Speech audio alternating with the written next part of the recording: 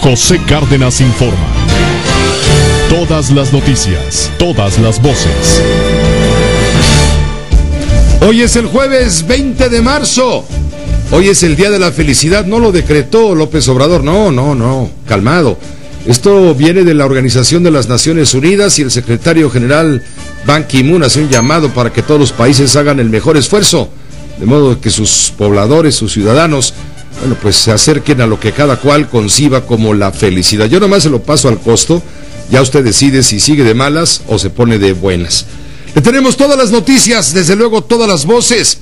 Hay mucha información violenta que surge de Michoacán, también de Sonora. Pero primero vamos con lo que está ocurriendo en el medio ambiente del Distrito Federal. Se ha declarado precontingencia ambiental. Laura Cardoso, buenas tardes. ¿Qué tal, Pepe? Buenas tardes. Y es que a las 17 horas el sistema de monitoreo atmosférico ha reportado 166 puntos IMECA de ozono en las zonas más contaminadas son Acatlán, Santa Fe y Cuajimalpa. Por eso se decidió activar la fase de precontingencia ambiental atmosférica por ozono. Y es que hay muchos riesgos para los ciudadanos ante las altas concentraciones de este contaminante, como es la irritación en vías respiratorias, molestias graves en personas con problemas respiratorios y cardiovasculares y riesgo de activación de ataques de asma en personas que ya tienen esta enfermedad, por lo que se sugiere pues evitar cualquier actividad al aire libre, porque las altas concentraciones de ozono pueden aumentar el riesgo de daños a la salud en personas con enfermedades cardiovasculares como cardiopatía coronaria, apoplejía e hipertensión. Se recomienda no fumar en espacios cerrados. Están prohibidas todas las actividades al aire libre, tanto cívicas, deportivas, de recreo, y los deportistas son un grupo de alto riesgo, por lo que se les recomienda abstenerse de realizar ejercicios o desarrollar actividades al aire libre. Para la población en general, evitar las actividades deportivas, cívicas y de recreación. Las autoridades de tránsito y vialidad pues ya iniciaron un operativo para agilizar los vehículos, sobre todo en la zona metropolitana del Valle de México, y también se incrementa la vigilancia del programa de vehículos contaminantes en toda la zona metropolitana. Pepe, será hasta las 8 de la noche cuando la Comisión Ambiental Metropolitana realice un análisis de las condiciones meteorológicas y de calidad del aire para evaluar la permanencia o suspensión de esta fase de precontingencia. Es el reporte. Lo más probable, Laura, es que se prorrogue, es decir, que se mantenga la precontingencia y será hasta mañana cuando nos avisen. Pero en fin, esperemos que den las 8 p.m. para que ellos, los que tienen la información, nos la comuniquen. Gracias. Hasta luego. Gracias, Laura Cardoso. Precontingencia ambiental, la calidad del aire en el Distrito Federal, Valle de México, pues área metropolitana, es pésima. Vamos con lo urgente, vamos directamente a Michoacán con Francisco García Davish, director de la agencia de noticias Cuadratín. Hay muchas informaciones que usted debe conocer en este momento. Se reportan enfrentamientos en la zona de Terra Caliente y también la caída de una avioneta en la zona de Arteaga, Michoacán. El traslado de Hipólito Mora, declarado anoche formalmente preso hacia Apatzingán, se cancela. Por el momento lo mantendrán en Milcumbres, este penal que queda muy cerca de la ciudad de Morelia. Tú tienes toda la información, Francisco, a través de Cuadratín. ¿Cómo te va? Muy buenas tardes.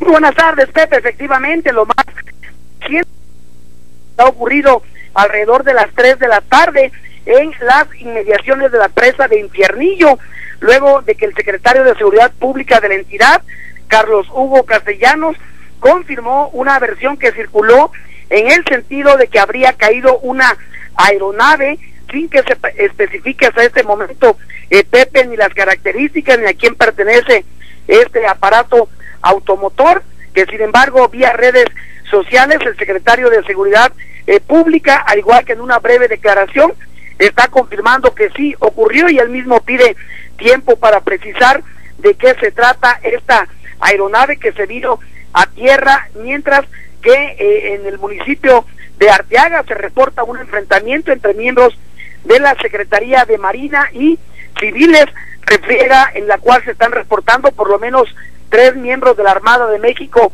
heridos, Pepe, y no hay por el momento ningún reporte de alguna baja, de algún lesionado por parte del grupo agresor. Y como tú lo señalas, Pepe, también hoy la Policía Federal Aquí en Michoacán asestó un severo golpe al crimen organizado al atrapar a 8 personas que formaban parte de una célula del crimen organizado. Esta captura se llevó a cabo en el municipio de Apatzingán y se está reportando, Pepe, sin que todavía esté el comunicado oficial, se está reportando que el principal detenido en este operativo en Apatzingán es un individuo conocido con el sobrenombre de El Chivo.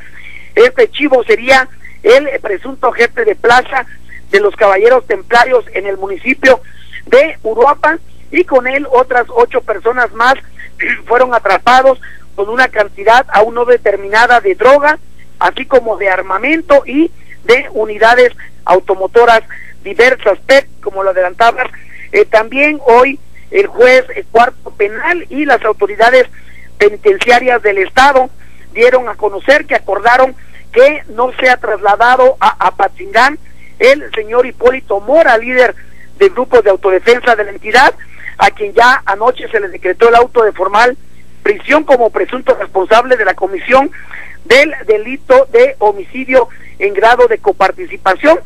Anoche el juez había preliminarmente decidido que se fuera al penal de Apatzingán a encarar el proceso, esto para que tuviera más oportunidades de ser atendido, de ser visitado por sus familiares, pero el abogado defensor Eduardo Quintero dijo que sería muy peligroso poner a Hipólito Mora pues en la boca del lobo. Dijo que era una imprudencia del juzgador remitirlo al penal de Apatzingán porque es un penal menor, es un penal que no tiene mayores condiciones de seguridad, y él dijo que estaba pidiendo formalmente que lo retuvieran aquí en Morelia. Hoy el juez ha accedido a esa petición junto con las autoridades penitenciarias, e Hipólito Mora no saldrá de Milcumbre.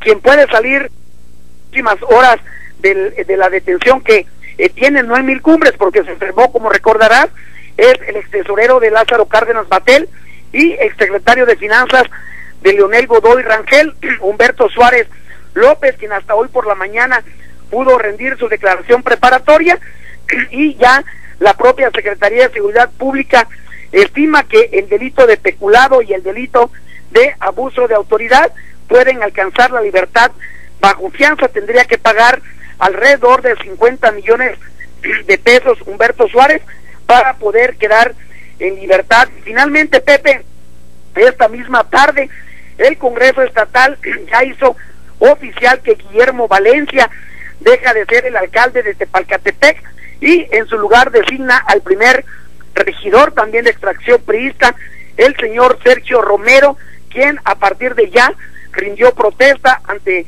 el recinto popular y a partir de ya es el alcalde provisional de Tepalcatepec, este municipio que fue de los pioneros en ser tomados por parte de los grupos de autodefensa, Pepe. Pues te agradezco mucho este noticiero, directamente desde Michoacán, con todos los detalles de lo relevante en Informativamente Hablando, en las noticias.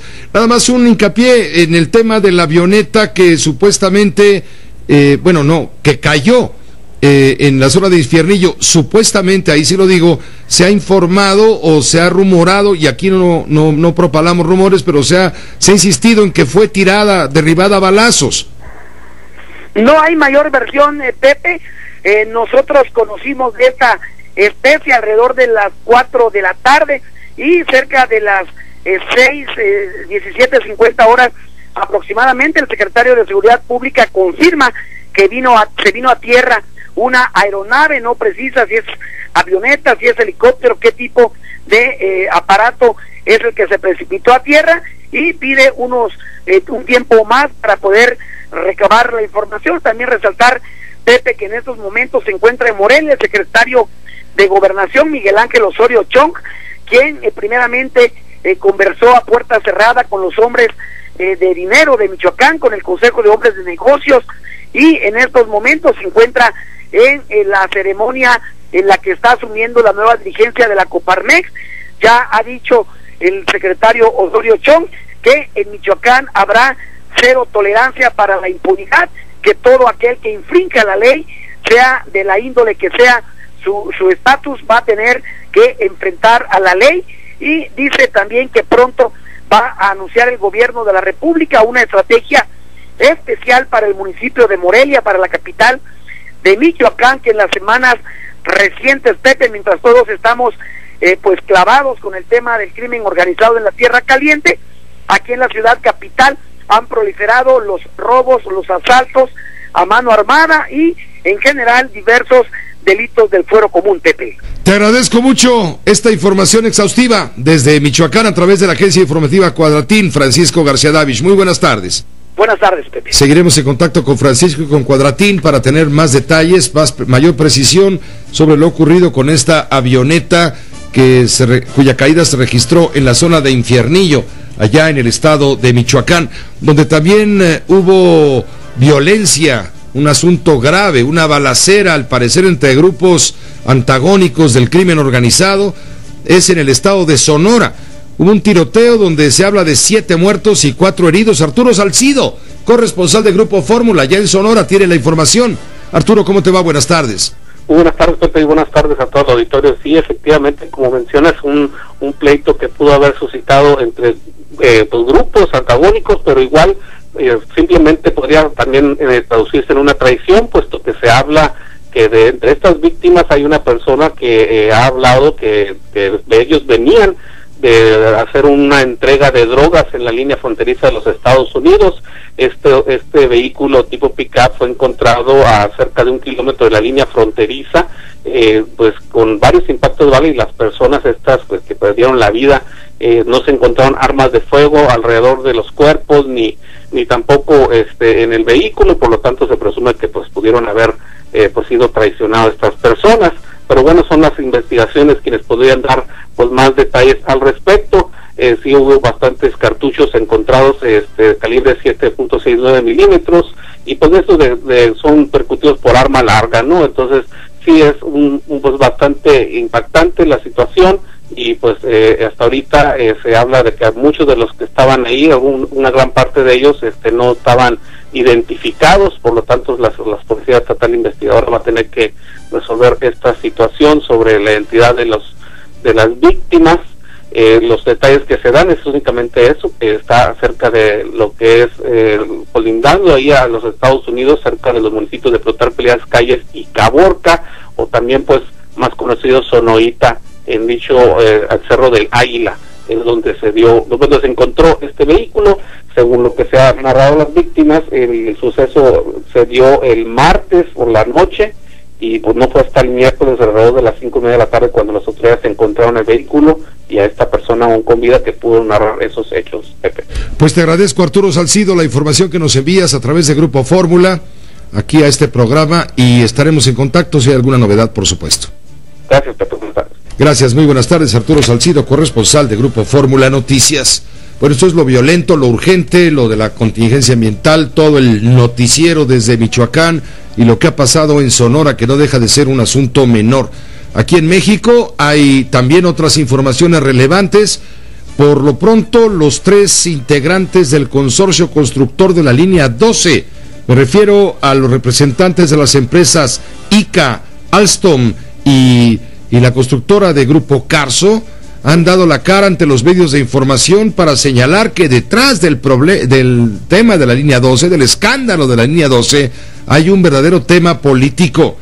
Dice Bernardo Quintana, el presidente del Consejo de Administración de Ingenieros Civiles Asociados, que si hubiera existido el mantenimiento recomendado por los constructores al gobierno de la ciudad, no hubiera sido necesario parar la línea 12, pero que desde octubre decidieron no seguir dando mantenimiento a la línea porque, en opinión de la autoridad del Distrito Federal, tal mantenimiento es sumamente caro.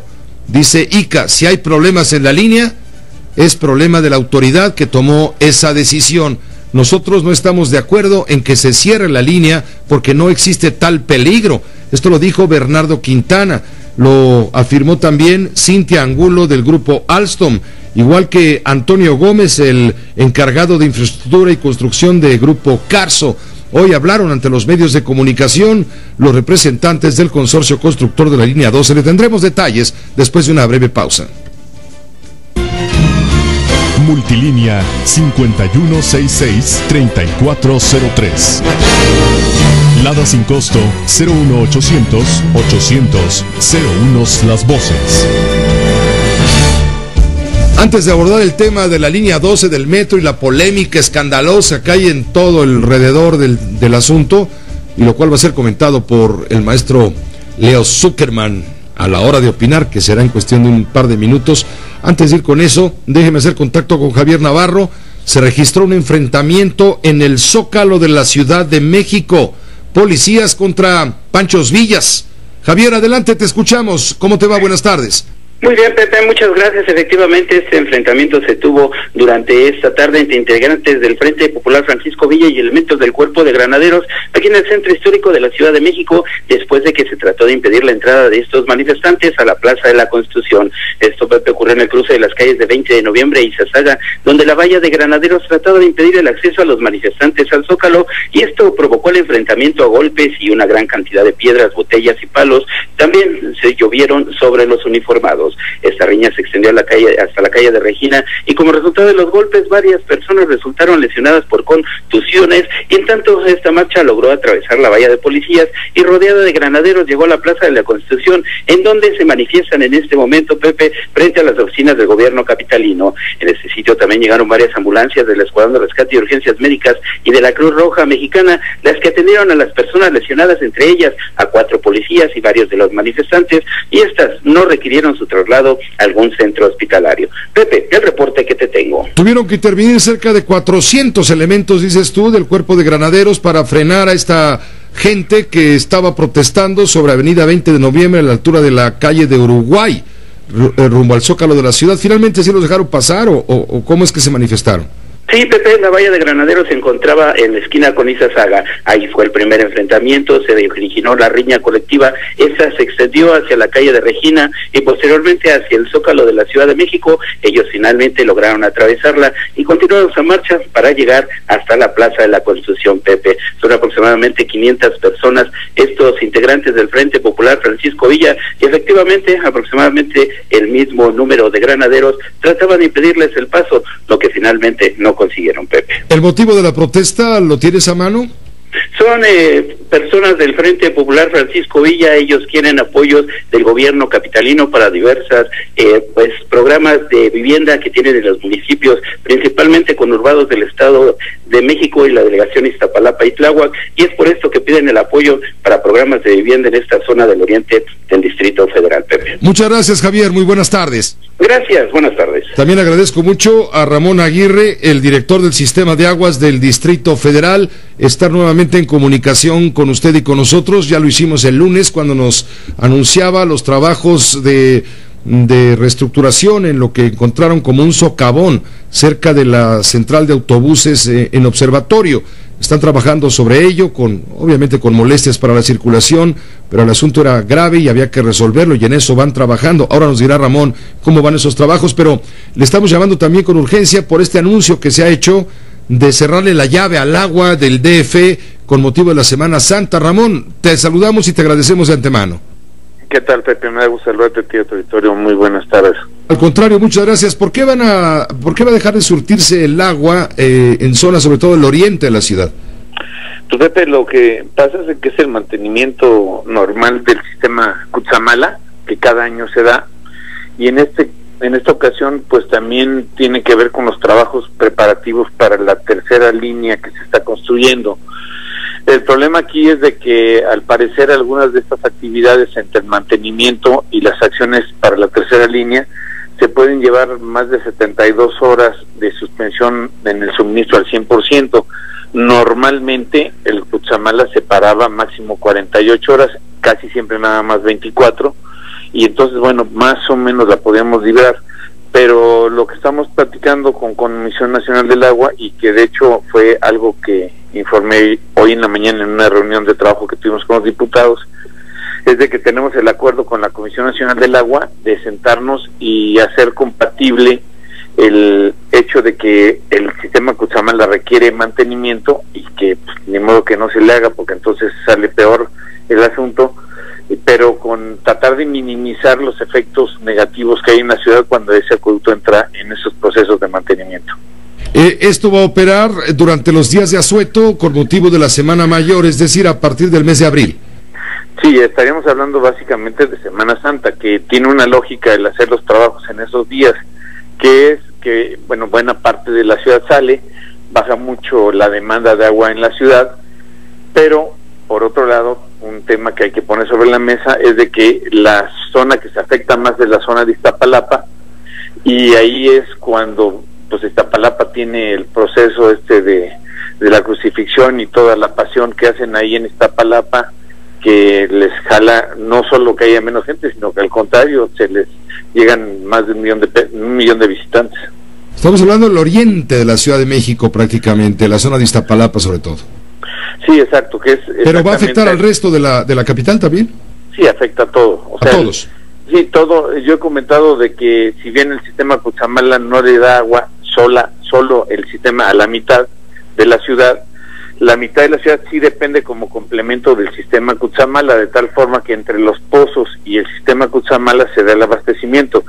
Cuando el sistema Cutzamala deja de funcionar y no nos manda agua, los pozos por sí mismos no pueden abastecer y entonces se genera un problema en la Cuauhtémoc, en la Benito Juárez, se nos genera problemas en Álvaro Obregón, en Azcapotzalco. Bueno, pues es la mitad de la ciudad, no delegaciones completas, pero sí la mitad de la ciudad llega a padecer. Pues te agradezco la información, desde luego, Ramón, que nos alertes de lo que viene, que serán 3 semanas, cuando mucho, ¿no?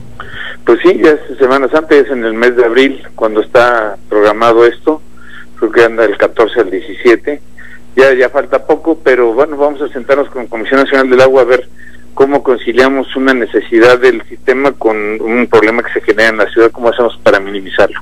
Ramón, te agradezco. Por otro lado, ¿cómo va el tema del socavón que descubrieron cerca de la central de autobuses de Observatorio? Comentábamos, Pepe, que es un trabajo que se va a tomar, estimamos, 2 meses, no menos de un mes, pero 2 meses, porque todavía hay que descubrir una parte que está afectada y que no pudimos nosotros acceder. Y bueno, el tema sería que van despacio. Yo les he dicho que hay que privilegiar y poner antes que nada el tema de la seguridad, de la excavación, de la gente que está trabajando. Ahí tenemos un paso de desnivel que no podemos, si se nos llega a derrumbar la avenida Río Tacubaya, por donde pasa por abajo del eje 5, sería una catástrofe para la movilidad de la zona. Entonces, bueno, pues van despacio. Entiendo que todavía no alcanzan el nivel del socavón porque están protegiendo las paredes de la excavación, y esperaríamos nosotros, estamos trabajando 24 horas, minimizar el tiempo de reparación porque sabemos que hay una afectación en la vialidad. Pero de 1 a 2 meses pronosticas tardará toda esta obra que se está llevando a cabo, sí con paso firme, no con prisa, pero sí tomando en cuenta la seguridad de los que están ahí. Bueno, te agradezco que nos adelantes que para toda esa zona, quienes nos escuchan por ahí, tomen en cuenta los problemas que va a haber de aquí a 1 o 2 meses cuando mucho. Sí, es lo que nosotros queremos notificar. Qué bueno que nos ayudas con tu auditorio. Y bueno, pues estamos trabajando 24 horas. Sabemos que el eje 5 es, como todos los ejes viales, una calle de gran importancia para la zona, pero pues ni modo que dejáramos la caverna ahí esperando a ver en qué momento se caía. Te agradezco, Ramón Aguirre, y estaremos en comunicación. Muchas gracias por la entrevista, Pepe. Al contrario, buenas tardes. Ramón Aguirre, director del Sistema de Aguas del Distrito Federal. Malas noticias, a partir de, dentro de 3 semanas, por ahí de mediados de abril, es cuando viene la Semana Santa, ¿no? Por ahí el 15 de abril, no tengo la fecha exacta, perdón, el 17 de abril, bueno, ahí va a haber problemas en el suministro de agua potable proveniente del sistema Cutzamala, que abastece aproximadamente un 30-40% del agua que se consume en el Distrito Federal. Va a haber un cierre total de la llave del Cutzamala y esto afectará en un 100% una vasta zona de la capital, no toda, pero prácticamente la mitad va a estar sedienta en esos días. Aprovechando el asueto, se harán las obras de mantenimiento. Ya tendremos, por supuesto, más detalles, pero váyalo tomando en cuenta. Y el asunto de la reparación del socavón ahí en la central de autobuses del Observatorio, bueno, pues va para largo, nos ha dicho Ramón Aguirre, de 1 a 2 meses como mínimo. Hagamos una pausa, regresaremos con Leo Zuckerman para hablar de la línea 12 y de lo que hoy dijeron los integrantes del consorcio constructor.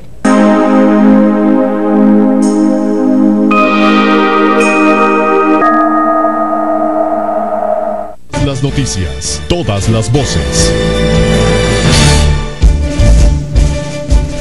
Hoy se dio una reunión con medios de información por parte de los integrantes del consorcio constructor de la línea 12, la línea dorada del metro de la Ciudad de México, la que está en este momento cerrada de manera parcial, prácticamente la mitad está cerrada, no funciona, por lo que usted ya sabe, irregularidades, problemas que obligan a evitar cualquier peligro y generaron finalmente la instrucción de parte del jefe de gobierno del Distrito Federal de cerrar en este momento el servicio hasta en tanto no se repara la posibilidad de lo que pudiera llegar a ocurrir, un descarrilamiento o algo semejante. No quiere el jefe de gobierno correr el mínimo riesgo de una catástrofe en este sentido y por ello se ordenó, independientemente de toda la investigación que se está haciendo por las irregularidades que pudieron haber sucedido. Pero todo esto ha generado, como usted se imaginará, un enorme escándalo. Ya ha sido destituido quien fue director del proyecto Metro del Distrito Federal, Enrique Orcasitas, fue destituido ayer mismo por el propio jefe de gobierno del Distrito Federal.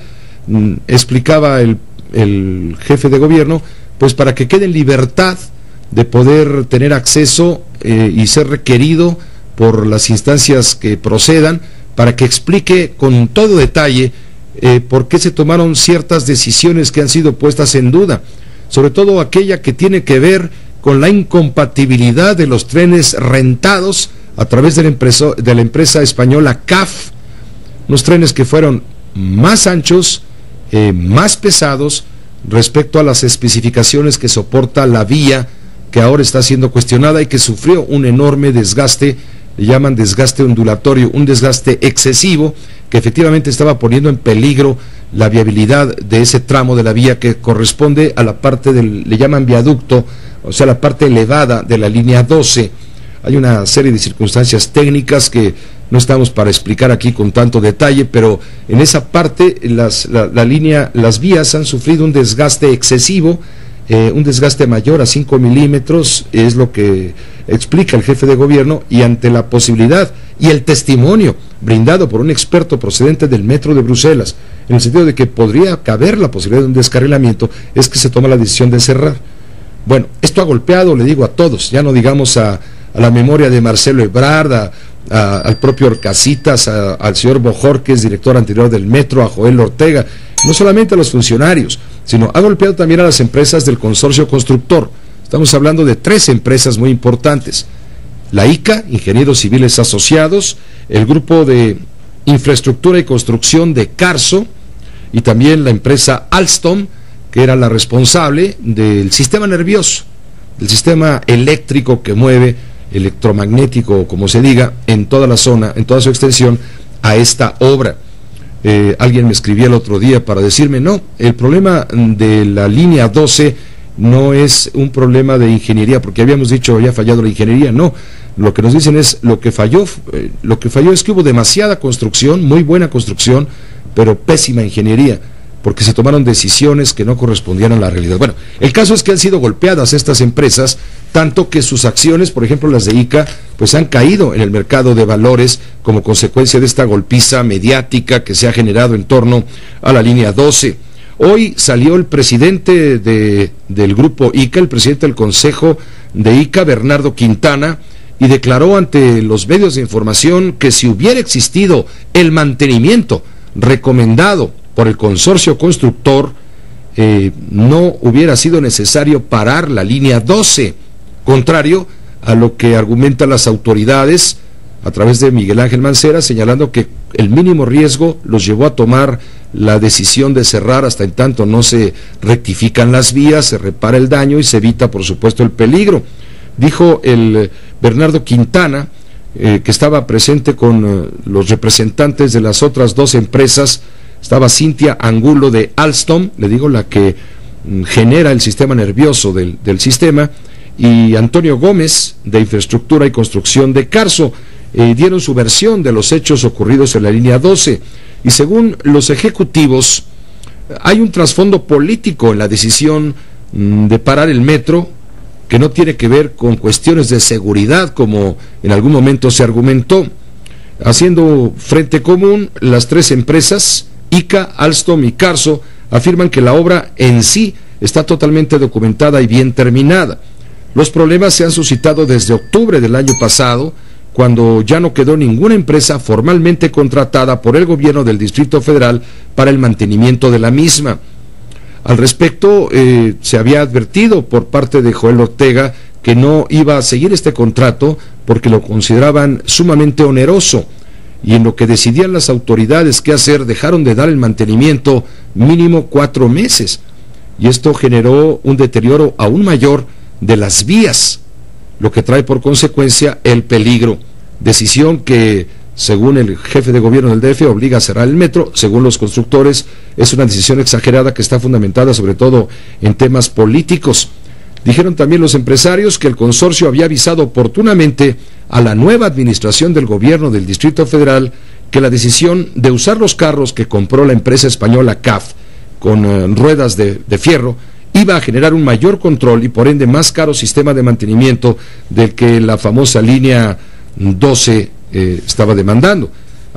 Dijo Bernardo Quintana, aquí el problema fue de mantenimiento, y con el cambio de gobierno de la ciudad, los nuevos se enojaron de que el mantenimiento en esta línea iba a ser más caro.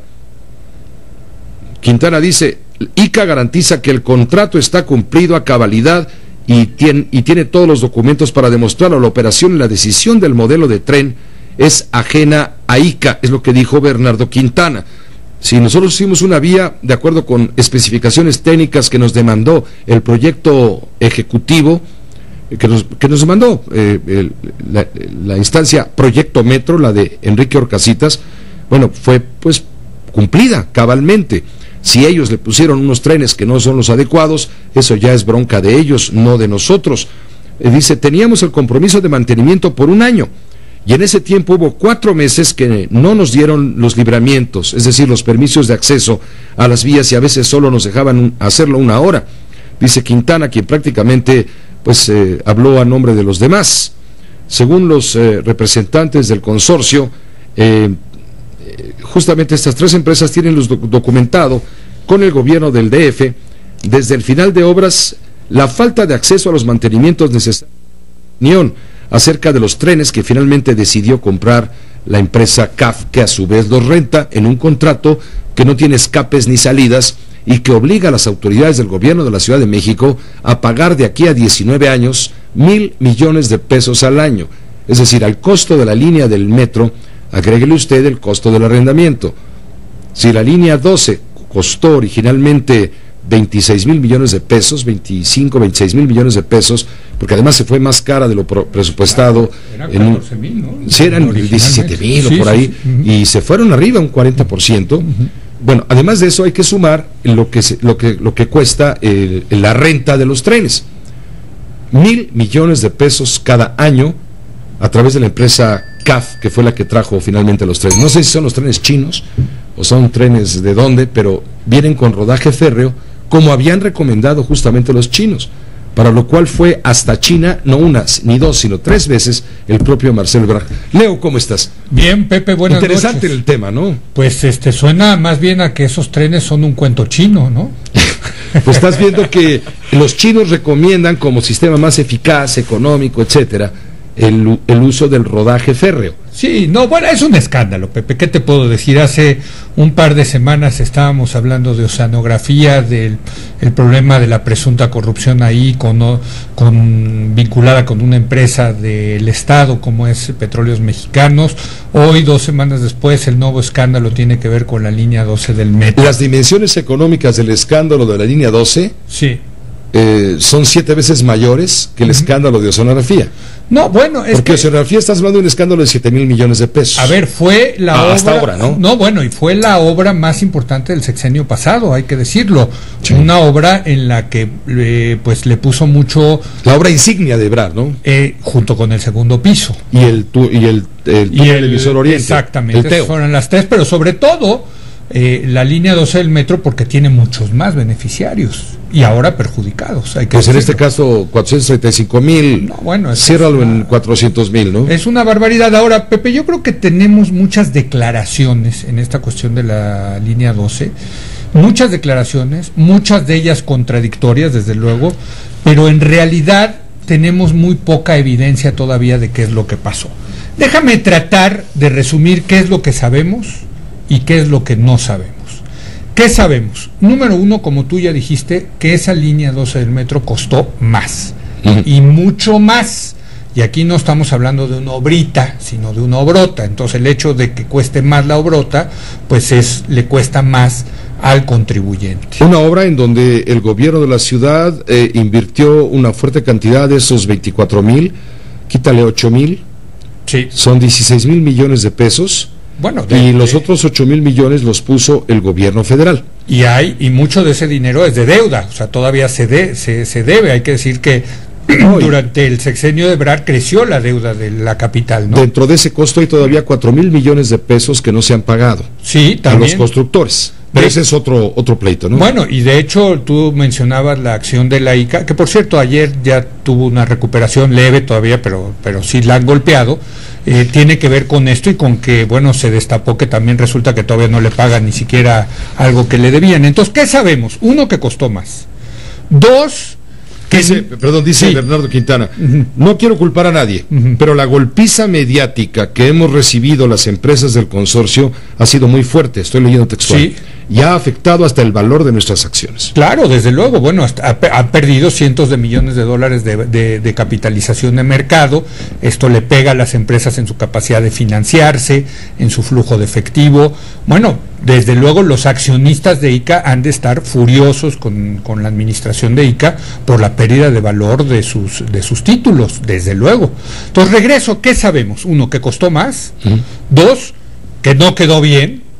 Y bueno, pues eso lo sabemos porque la obra está cerrada, punto, ¿no? Sí. Deslindes aparte, la obra no sirve. No sirve. Vamos, no sirve. Costó más. Sí, costó más. No sirve. Y número tres, que está cerrada. Eso es lo que sabemos, ¿no? Digamos, en eso no hay ningún tipo de controversia. ¿Qué no sabemos? Bueno, ¿qué tan mal está? Porque ahí sí hay información contradictoria. Hay quienes dicen, hoy el señor Quintana decía que no está tan mal, ¿no? Que en realidad es una cuestión de mantenimiento. Hay otros que dicen, no, bueno, hay que reconstruir. He escuchado hasta la versión de que quieren reconstruir toda la parte elevada, dos curvas, sí, la 11 y la 12, la 11 creo. Y la 12, porque resultaron, ¿no?, muy cerradas. Exacto, el peralte, ¿no? Muy cerradas, me refiero de diámetro. Sí, sí, sí. Curvas que debían ser de 400 a 500 metros de radio. Sí. Terminaron en 200 a 300 metros. No es suficiente para que el tren pueda circular sin hacer tanta fricción sobre los rieles. Bueno, eso dice... Una y otra forman una especie de S. Entonces, en ese momento el metro entra y hace una especie de culebra. Que es muy desgastante y muy peligrosa.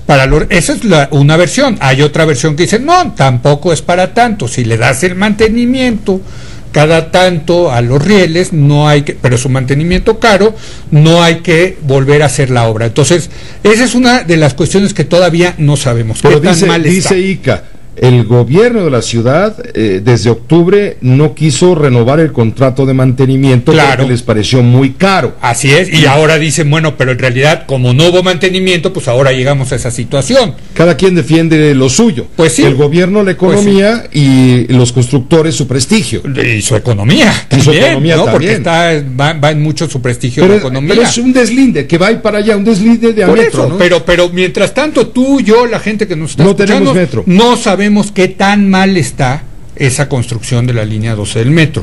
Segundo, no sabemos quién tuvo la culpa, quién es el responsable. ¿Fue la administración anterior? ¿Fue un problema? Esto me parece increíble, que si es una cuestión de los trenes y no de la construcción, o es de la construcción y no de los trenes, si eran trenes chinos, pero entonces se los rentaron a través de una empresa española. ¿Quién es el responsable de este desastre? Vaya, déjame ponértelo de la siguiente manera. Si esta fuera la obra de tu casa y tú supieras que está mal, que te costó mal, que está mal y que está cerrada, ¿a quién le echarías la culpa de eso? ¿Quién es el responsable? ¿Es el arquitecto? ¿Es el ingeniero? ¿Es el maestro de obras? ¿Quién es el responsable? ¿El que la licitó? ¿El secretario de Finanzas? En fin, hoy no sabemos quién tuvo la culpa. Tercera cosa que no sabemos, ¿cuánto tiempo se va a necesitar para componerla? también ahí hay información contradictoria. Bueno, hay información ciertamente contradictoria, dicen los empresarios constructores. 2 semanas. Que en 2 semanas estaría listo, Sí. Dice el jefe de gobierno, debido a que hay que traer una máquina rectificadora muy específica, costosísima. Que no hay en México. Que no hay en México, no se consigue. Pero que ya la están trayendo, ¿no? No la traen por mensajería.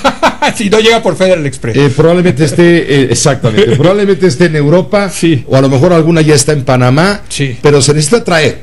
Y esto hay que conseguirlo, pagarlo, es carísima, y luego hay que instalarla y ponerla a funcionar, a que rectifique los rieles y demás. Y esto va a tardar, dice el jefe de gobierno, mínimo 3 meses. Bueno, y hay también la versión de que hay que reconstruir las curvas 11 y 12. Eso me supongo que es todavía más tiempo. Entonces, ¿qué no sabemos? ¿Cuánto tiempo se va a necesitar para componer esta situación? Y 4, que también es importante, pues ¿cuánto dinero se va a necesitar para rectificar esto? Si ya los 24,000 o 22,000 millones de pesos. Ciérralo en 25,000. Bueno, 25,000 más los arrendamientos. Ahora le vas a tener que sumar, pues, quién, que esto va a tener que un costo para componerla. ¿De dónde va a salir ese dinero? Hay pagos de fianzas. Aquí las afianzadoras, no sé quiénes hayan sido las afianzadoras de los constructores o de los arrendadores del equipo, pues pueden sufrir un severo golpe, porque pues el gobierno del Distrito Federal claramente va a decir, señores, yo no pongo dinero del contribuyente más que eso, por una cuestión que se llama, hay fianzas de vicios ocultos. En la obra pública es un requisito para la obra. Entonces aquí también las afianzadoras pueden también salir bailando en este asunto. La pregunta es, ¿cuánto va a costar también? Eso no sabemos, la reparación, y quién lo va a pagar. Entonces, en un principio se habló de alrededor de 700 millones de pesos, ya con todos los costos pues sí. ¿Y ahora sí, quién va a pagar? Va a pagar las empresas constructoras que dicen algunos que construyeron mal, o va a pagar el gobierno que porque puso mal las especificaciones de los trenes, o van a ser las afianzadoras. Esto va para un pleito legal, te lo aseguro, durísimo, porque pues nadie va a querer pagar la compostura, ¿no? Mientras tanto, yo quiero también saber, y sería bueno que el jefe de gobierno lo informe, quién va a pagar, pues que traigan esa máquina rectificadora, etcétera. Todo eso ya está incurriendo en costos, amén de lo que se llama en economía los costos de oportunidad, es decir, los que ya están pagando la ciudadanía, la gente que se transporta en el metro y que está sufriendo las consecuencias de no poder utilizar el metro, ¿no? Aquí hay que acotar algo, desgaste en vías de metro hay y ocurren en todo el mundo. Correcto. Pero lo que ocurrió en la línea 12, en la parte del viaducto, donde están las curvas 11 y 12 y demás, la parte elevada, que no es el total de la línea, es un desgaste excesivo. Sí. Porque los trenes que corren sobre esas vías no son los adecuados, dicen los constructores, y porque no les permitieron seguir dando mantenimiento, dicen los constructores, porque era muy caro el mantenimiento que ofrecían los constructores, dice la autoridad. El caso es que la línea tiene que ser reparada para garantizar la seguridad de quienes viajan a bordo, independientemente de quién va a pagar los costos. Ahora, yo sí te quiero decir que dentro de esto creo que Miguel Ángel Mancera tomó una decisión muy costosa desde el punto de vista político, que es cerrar la línea del metro, pero me parece que muy responsable. Porque no evadió el problema y lo enfrentó con sus consecuencias. Yo creo que cualquiera que reciba en su despacho, en su escritorio, un informe de que aquí puede haber un accidente, pues lo sensato, lo prudente es decir, espérame tantito, yo no quiero cargar con la culpa de un accidente. Pero es ahí donde choca lo que dice el doctor Mancera con lo que dicen los empresarios. Los empresarios dicen, no estaba para tanto, ¿no? O sea, dando chance de mantener y eso funciona. Por eso te digo que hay información contradictoria.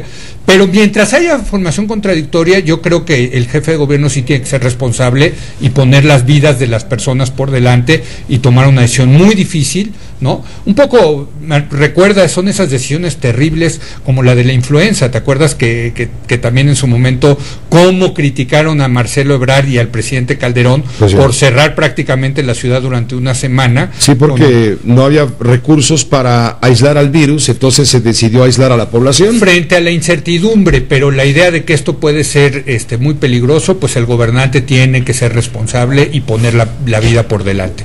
En eso no hay duda. Ahora, yo quisiera terminar mi comentario diciendo, Pepe, que esta cuestión de la línea 12 del metro se suma a una historia más de cómo el Estado mexicano gasta mal, cómo realmente los gobiernos, como no es su dinero, pues no lo cuidan y realmente acaban haciendo obras faraónicas, obras mal construidas, obras con sobrecostos y obras que no sirven. Esto de la línea 12 del metro no es, por desgracia, una excepción. Suele ser la regla en México, que hay tantas obras así, ¿no? Y la verdad, hay que decirlo, que esto me lleva a concluir. Tú sabes que yo soy de los que piensa que el gobierno en México gasta mal. Ahorita, por ejemplo, tiene mucho dinero, ahorita está recaudando, ahorita el único rico de toda la economía mexicana es el gobierno que ha recaudado más, y sin embargo la economía no está creciendo. Entonces otra vez uno se pregunta, ¿dónde está el dinero? ¿Qué están haciendo con ese dinero? ¿Dónde lo piensan meter? ¿En qué lo piensan construir? ¿Qué tipo de obras van a construir? ¿Obras rentables? ¿Obras no rentables? ¿Obras que sí cuesten lo que digan que va a costar? ¿Obras que van a costar más? En fin, mientras tanto, yo insisto, la economía no crece. El día si no me equivoco, fue antier, que Banorte se suma a las voces que piensan que la economía mexicana va a crecer menos del 3% este año. Acuérdate que la Secretaría de Hacienda está prometiendo que 3.9%. Bueno, ya Banorte dice, es una voz más que dice, no vamos a crecer al 3, ni siquiera al 3, al 2.7%, ¿no? Entonces, bueno, la pregunta es, ¿qué va a pasar con todo ese dinero que tiene el Estado? ¿Cómo lo va a hacer para que se reactive la economía? Y esperemos ahora que sí gasten bien y no tengamos dentro de 5 o 6 años, Pepe, que estar hablando de otros casos como el de la línea 12 del metro. Y otras danzas de millones que ya sabemos. Oceanografía, etcétera. Por cierto, Banorte ya encontraron que le dio un préstamo a Oceanografía. 40 millones de dólares. No había salido, ya salió, ya se involucró y esta bola también sigue creciendo. Gracias, Leo. Gracias a ti, Pepe. Es la hora de opinar. Leo Zuckerman. Por cierto, está Laura Cardoso hablando del rey de Roma que se asoma. Enrique Orcasitas estaba citado por la Asamblea Legislativa del Distrito Federal, esta comisión especial que investiga lo ocurrido en la línea 12. Se presentó y está compareciendo en este momento. Laura, te escuchamos, adelante. ¿Qué tal, Pepe? Ha llegado hora y media después de lo previsto y dice que si tuviera algo que ocultar no estaría compareciendo aquí ante esta comisión especial. Dice que llega con la frente en alto y por razones éticas y atendiendo a la invitación de los diputados. Ha dicho que la línea 12, para llevarla a cabo se hicieron 2 contratos, uno para estudio, análisis, anteproyectos y el segundo contrato más importante para la prestación del servicio de trenes, en la que el proyecto Metro no tiene relación contractual, es decir, con CAS, proyecto Metro no tiene nada que ver porque lo hizo directamente con el sistema de transporte colectivo, pero escuchemos qué dice en estos momentos.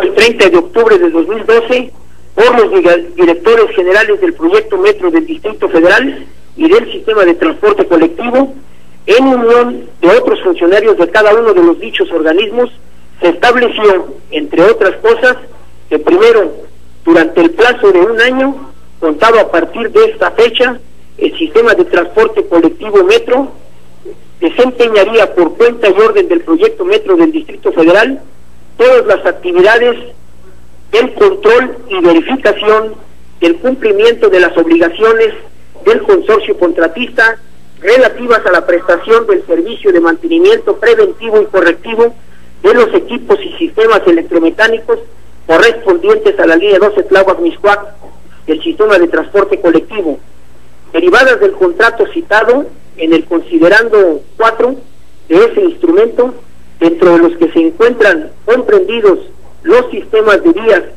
de alimentación y distribución de energía eléctrica, de instalaciones mecánicas, de señalización, de mando centralizado, de telecomunicaciones, de peaje, de pilotaje automático y equipamiento de talleres, en la inteligencia de que la prestación de dicho servicio de mantenimiento no causaría costo alguno al sistema de transporte colectivo ni costo adicional al gobierno del Distrito Federal, e incluiría el suministro de los equipos, herramientas, materiales, refacciones, mano de obra y transportes que se requirieran para tal efecto.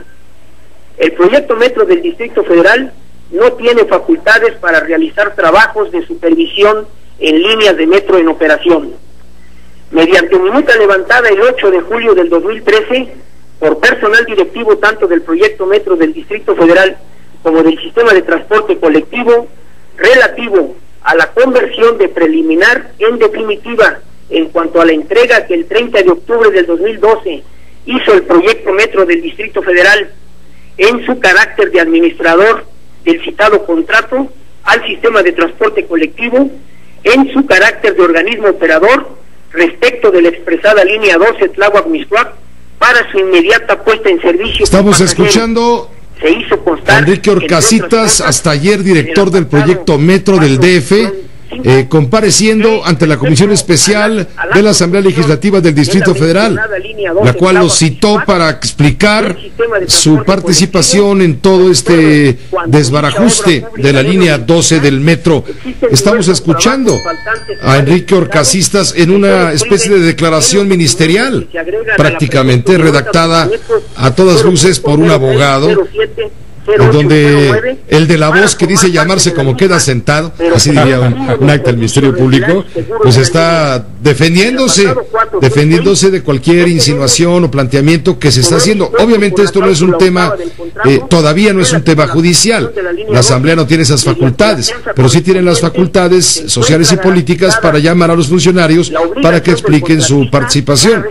Sin embargo, Enrique Orcasitas llega muy bien preparado, jurídicamente hablando, y está, le digo, deponiendo, como dicen los agentes del Ministerio Público, su posición sobre todo lo que se ha señalado y que le ha costado ya, por lo pronto, la chamba. Y sus endosos expedida por él, por las fianzas Monterrey, el 24 de junio. Vamos a ligarnos a corte y regresamos con más información. Y Laura Cardoso.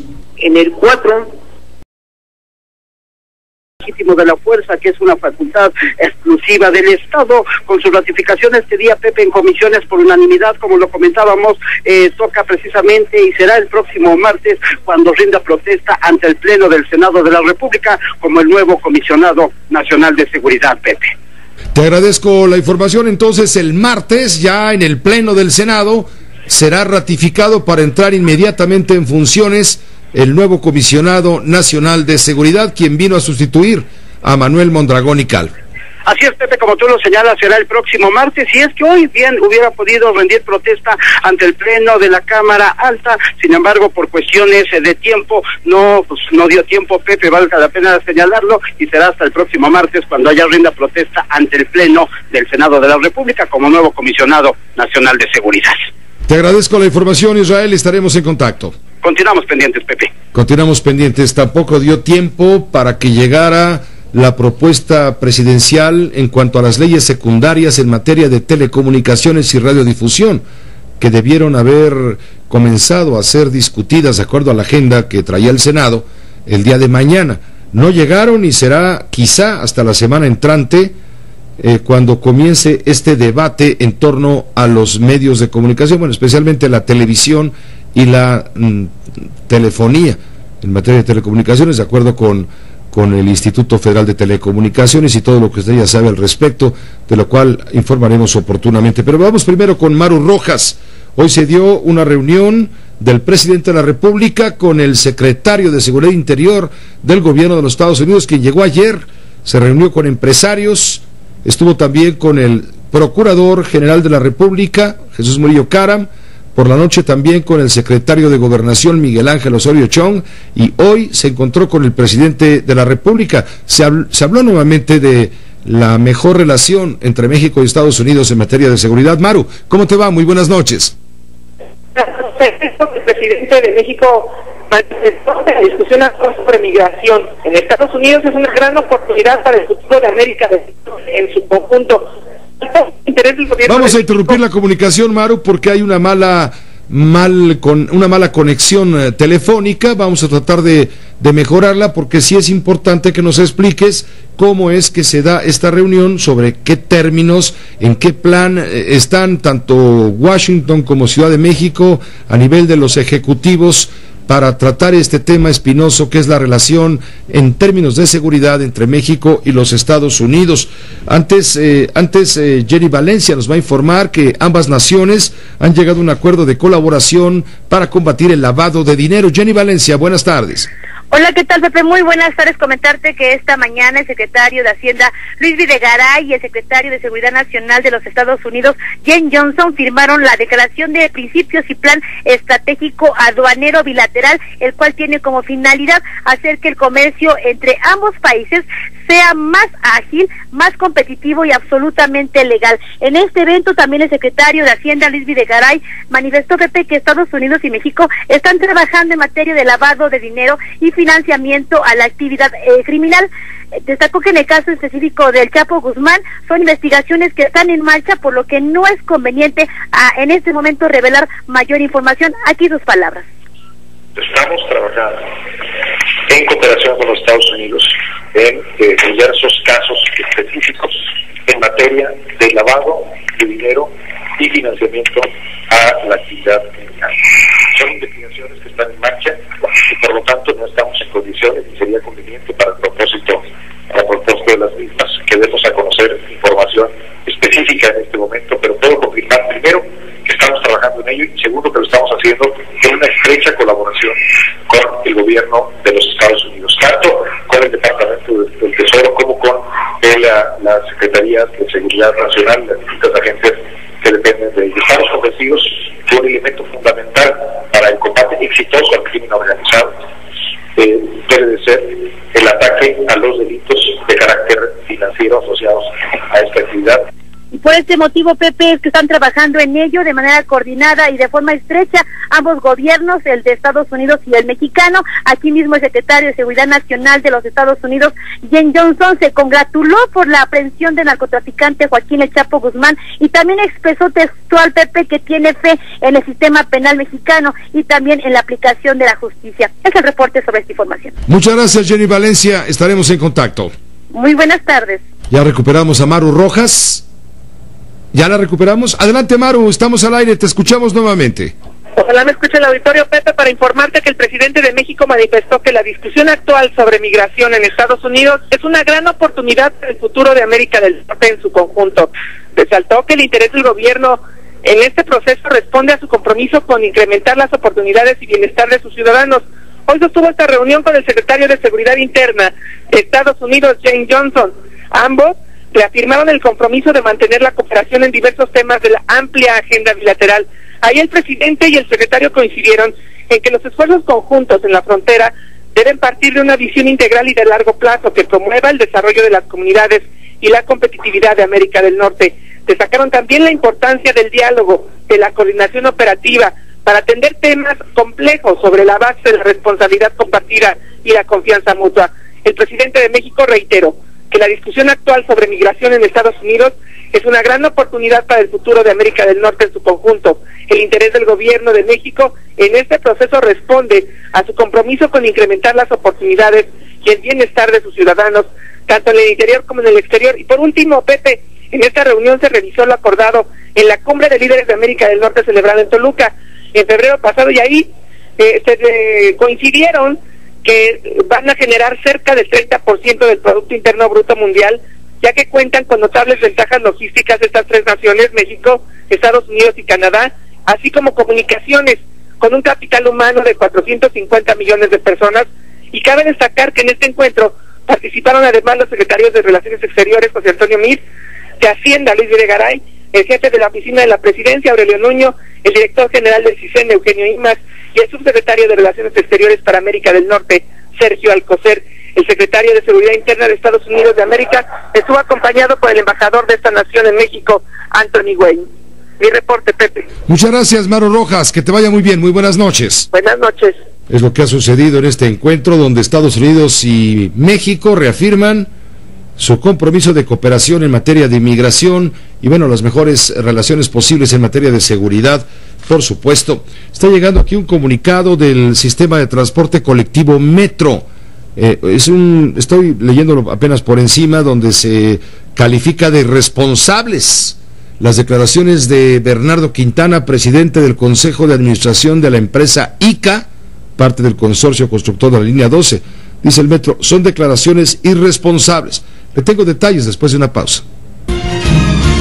Multilínea 5166-3403. Lada sin costo 01800 800 0103. José Cárdenas informa.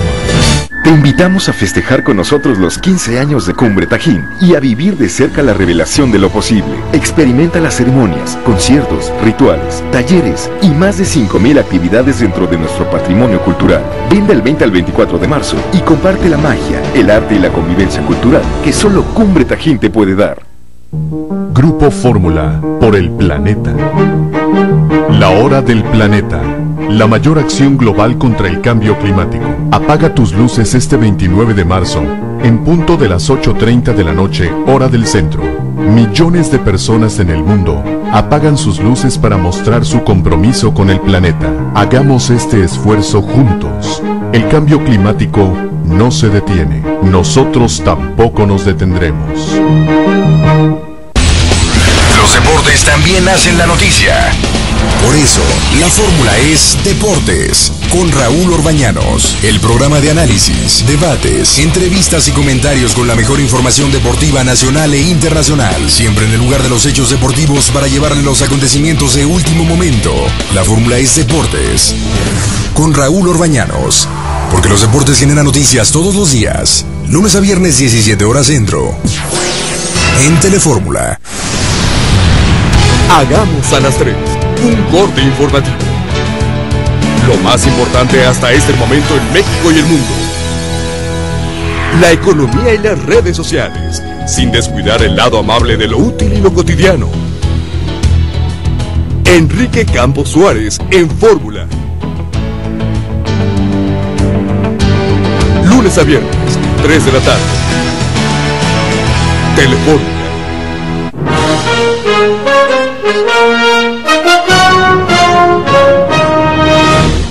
Yo soy Juan Francisco Rocha y le invito a que nos acompañe todos los domingos de 3 a 4 de la tarde con las noticias de Viva Voz. Las noticias más importantes de México y del mundo. Y lo más fascinante acerca del mundo de los deportes. Lo más selecto del mundo de la cultura y todo lo que debes saber. Así que recuérdelo muy bien todos los domingos de 3 a 4 de la tarde de Viva Voz. Por Telefórmula, en donde más.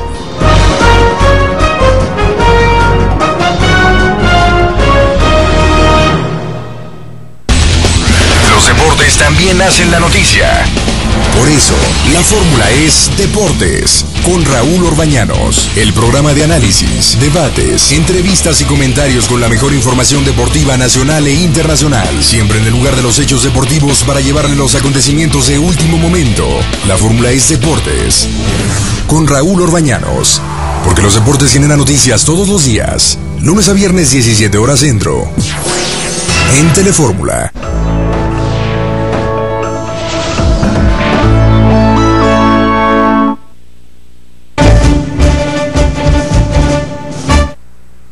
José Cárdenas informa. Todas las noticias, todas las voces. Ha emitido el sistema de transporte colectivo Metro un comunicado. En este comunicado condena y califica de irresponsables las declaraciones del presidente del Consejo de Administración de ICA, del señor Bernardo Quintana. Dice el comunicado que el sistema Metro comunicó que la suspensión del servicio en 11 estaciones de la línea 12 obedeció a la serie de deficiencias detectadas gracias a estudios técnicos, por lo que calificó de irresponsables la afirmación de la empresa ICA en cuanto a que las reparaciones se podrían realizar en menos de 2 semanas o en 2 semanas. Mediante este comunicado, el organismo del sistema de transporte colectivo dijo que desde el inicio de la actual administración, todas las instalaciones estratégicas, como las vías y los trenes, están sujetas a una estricta supervisión y mantenimiento a fin de garantizar un servicio seguro. Dice que gracias a las constantes labores de mantenimiento se detectaron las anomalías en el funcionamiento de la línea dorada. Afirmar, leo textual, afirmar que la suspensión del servicio era innecesaria o que las reparaciones a problemas de fondo se pueden dar en unos días o semanas, no es serio y es irresponsable. Eso contradice todos los dictámenes técnicos de expertos internacionales que obran en poder del sistema de transporte colectivo. la Contraloría y la Consejería Jurídica. Son las instalaciones encargadas de hacer las revisiones correspondientes para determinar las diversas responsabilidades a que pudiera haber lugar. Es lo que se ha emitido como un comunicado hace unos momentos por parte del sistema de transporte colectivo Metro. Echemos un vistazo a lo que está ocurriendo también hoy en el mundo. Debo decirle a usted que encuentra Australia posibles restos del avión de Malaysian Airlines desaparecido allá hace ya prácticamente 15 días. Vamos a escuchar lo que informa María Serén sobre este descubrimiento que hicieron en Australia, lo cual, insisto, no está confirmado. Los aviones se ponen en marcha hacia el punto donde el satélite ha localizado varios objetos flotando en el Océano Índico. Está a 2.500 kilómetros al suroeste de la ciudad australiana de Perth. Uno de ellos tiene 24 metros de largo. Hay otra pieza algo menor y varias más pequeñas diseminadas por la zona, según las autoridades de salvamento marítimo de Australia. Es probablemente la mejor pista que hemos tenido, pero hay que llegar hasta los restos y verlos para comprobar si es un hallazgo relevante. Insisto en que es una búsqueda difícil. El ministro de Transportes de Malasia ha pedido cautela, pero ha reconocido que es una pista creíble. Aunque es un avistamiento que resulta creíble, hay que confirmarlo. Durante casi 2 semanas los familiares de los pasajeros han escuchado muchas noticias que después se han desmentido. Esta, dicen, puede ser una más. Nos dijeron que el avión había ido al este cuando ellos sabían que era hacia el oeste. Nos han mentido a nosotros y al resto de países. 2 secretarios de Estado chinos se han reunido con los familiares concentrados en este hotel de Pekín y les han trasladado que China es un país fuerte, que no se dejará engañar por nadie y que está haciendo todo lo posible por encontrar el avión. Esto es lo último que se tiene sobre la misteriosa desaparición del vuelo MH370 de Malaysian Airlines, que volaba hace 15 días de Kuala Lumpur, la capital de Malasia, a Beijing, la capital de China. Ahora dicen haber detectado restos del aparato, posibles restos del aparato, pues no muy cerca, pero en el entorno australiano. Todavía no está confirmado, aunque dicen las autoridades de Australia, pues hay posibilidades. Por lo pronto, las aeronaves y los barcos en este momento están pues materialmente forcejeando contra el mal clima, contra el mal tiempo, en busca de estos objetos flotantes detectados en aguas remotas frente al territorio de Australia, que según el gobierno de Malasia son una pista creíble en la búsqueda transcontinental de este avión desaparecido hace 12 días con 239 personas a bordo. Esto en cuanto al avión, es lo único que se puede avanzar. Es muy poco, muy lento, muy despacio, pero esperamos pronto que se nos informe o se informe al mundo lo que realmente sucedió. Ha habido demasiadas especulaciones ya que convierten a este misterio en una verdadera leyenda. Por lo pronto, la Fuerza Aérea de Nueva Zelanda volvió en una misión de 2 horas y media de búsqueda por el Océano Índico en la mañana del viernes. Ya es viernes, y dice que no encontró nada que pudiese provenir del Boeing 77 de Malaysian, desaparecido, le digo, el 8 de marzo. La tripulación nunca encontró algún objeto significativo, dijo un vicealmirante.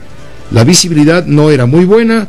Esto hace difícil buscar sobre la superficie del mar, añadiendo que el avión había volado 300 metros sobre el agua.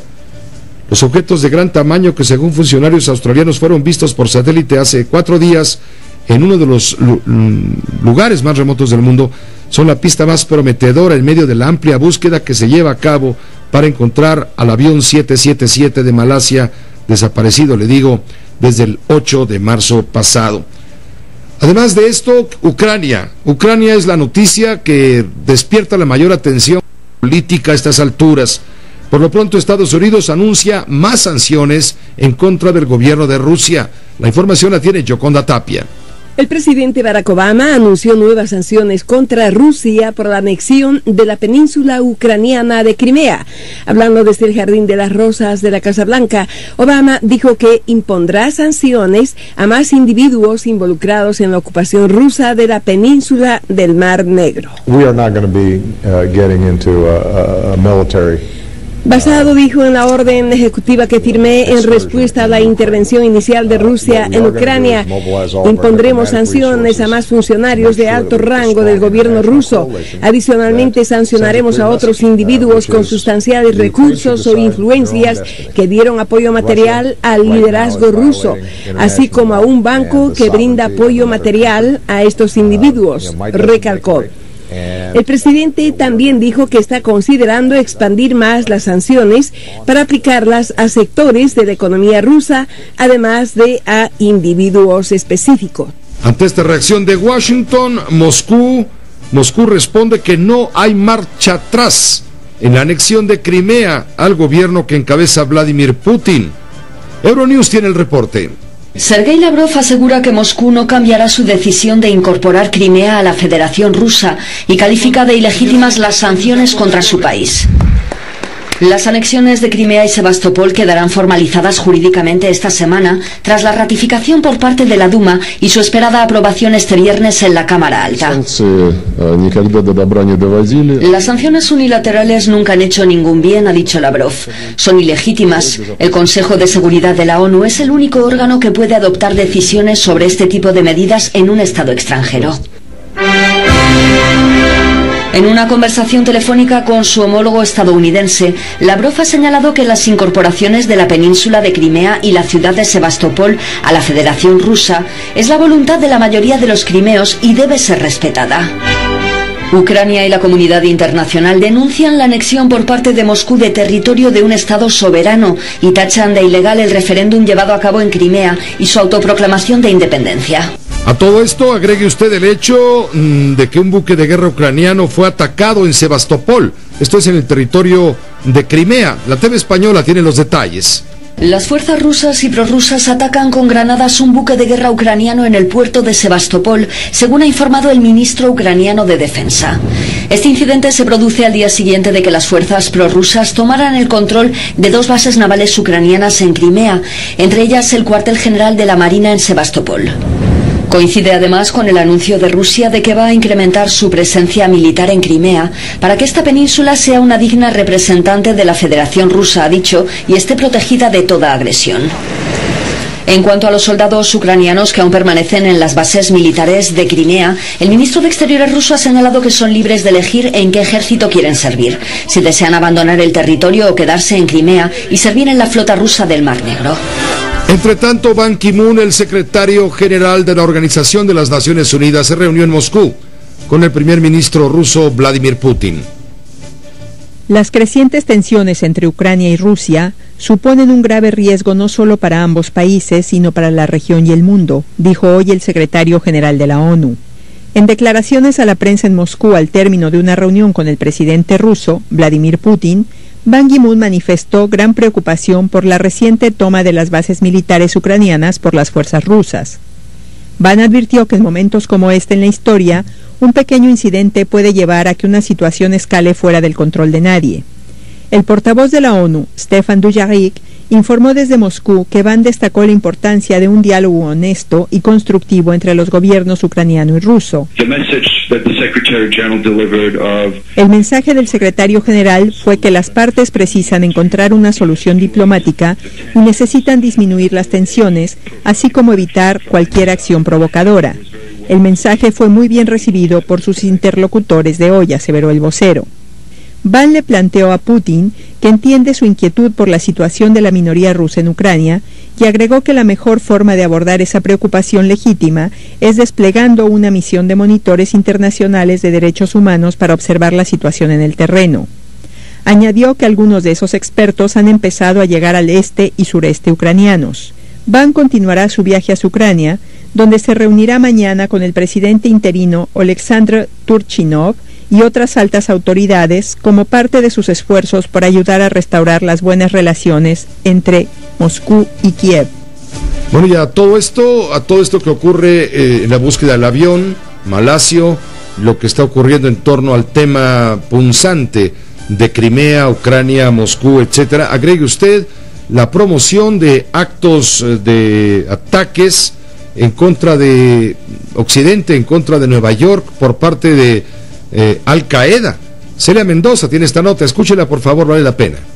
Después de darse a conocer las últimas amenazas publicadas por Al Qaeda en el sitio de Internet Inspired, el comisionado del Departamento de la Policía de Nueva York, William Branton, aseguró que la ciudad está preparada para cualquier ataque terrorista. En su edición número 12, Inspired insta a los terroristas a atacar con carros bomba ciudades de Norteamérica como Nueva York y menciona algunos lugares específicos como Times Square y la calle 47 y Broadway. Estos tipos de atentados son más difíciles de detectar que eventos masivos y coordinados como el del 11 de septiembre. Por eso tenemos una gran operación contra el terrorismo, como alrededor de 1,000 agentes especializados contra terrorismo internacional o local, catalogados como lobo solitario, precisó el agente. Otras ciudades mencionadas en la revista son Los Ángeles, Washington y Chicago. Permítanos una pausa, seguiremos informando. Radio Fórmula 970 AM 103.3 FM. José Cárdenas informa. Cuenta la historia que hubo una vez una casta de caballeros muy valientes. Peleaban ferozmente como guerreros, pero con el corazón como caballeros. El ángel de la victoria era su aliado. Así, por sus hazañas y su valentía, se convirtieron en leyenda. Leer te hace grande. Diviértete leyendo 20 minutos al día. Los lunes, los martes, los miércoles. En el Estado de México, cada día cuenta para que nuestro transporte público sea más moderno y eficiente. Este es el Mexibus, pues este año inauguraremos la línea 2, que irá de Cuautitlán a Tultitlán, Coacalco y Ecatepec. Y arrancaremos la construcción de la línea 4, que irá de Indios Verdes a Tlalnepantla, Ecatepec y Tecámac. Y lo mejor de todo es que tenemos muchos meses por delante para seguir logrando ¡en grande! Gente que trabaja y logra en grande. Estado de México. Un programa dedicado al medio del espectáculo, con la fórmula perfecta, información y entretenimiento, y el periodista que convive con los famosos. Javier Poza en Fórmula. Entrevistas, reportajes, noticias, exclusivas y mucho más. Solo con Javier Poza. Porque los espectáculos generan noticia toda la semana. Lunes a viernes 10 horas centro, en Telefórmula. En la próxima edición de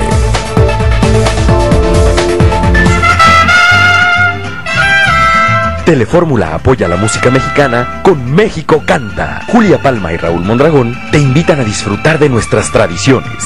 Sábados 10 de la noche por Telefórmula. México canta y canta.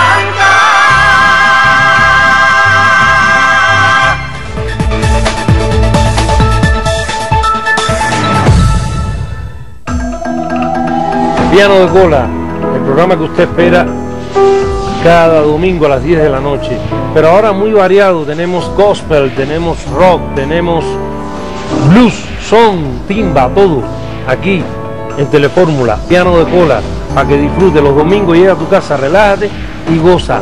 Talento con glamour. Piano de Cola, domingo 10 de la noche.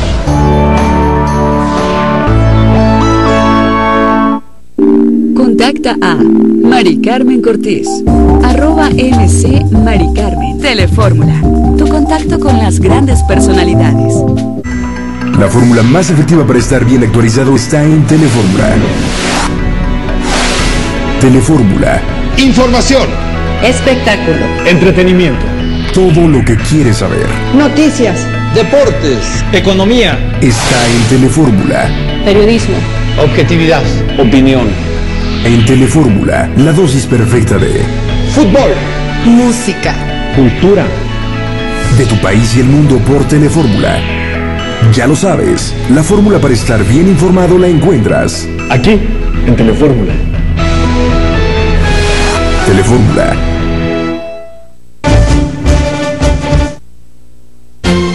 José Cárdenas informa.